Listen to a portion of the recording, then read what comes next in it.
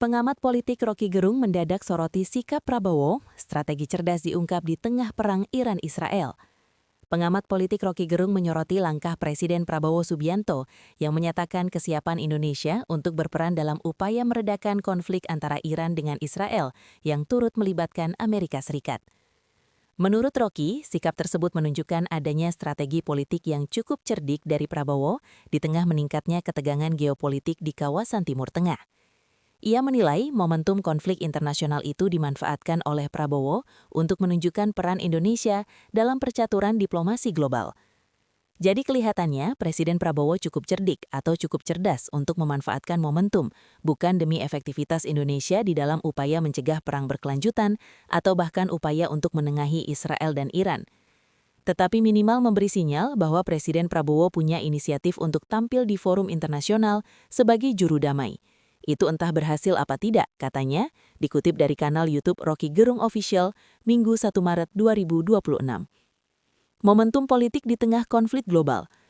Rocky berpandangan, terlepas dari berhasil atau tidaknya upaya tersebut, langkah Prabowo setidaknya dapat membentuk opini publik yang lebih positif terhadap Indonesia di mata dunia. Ia menilai inisiatif tersebut memperlihatkan bahwa Indonesia mencoba mengambil peran dalam diplomasi internasional ketika konflik global semakin memanas. Langkah ini juga dianggap dapat menjadi jawaban terhadap berbagai kritik yang sebelumnya muncul terkait arah kebijakan luar negeri pemerintah. Jawab kritik soal diplomasi Indonesia.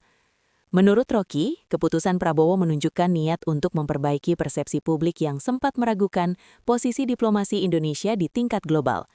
Kelihatannya, opini publik pasti akan menganggap, oke, Indonesia mampu untuk mengambil inisiatif atau bahkan menyodorkan diri sebagai juru damai.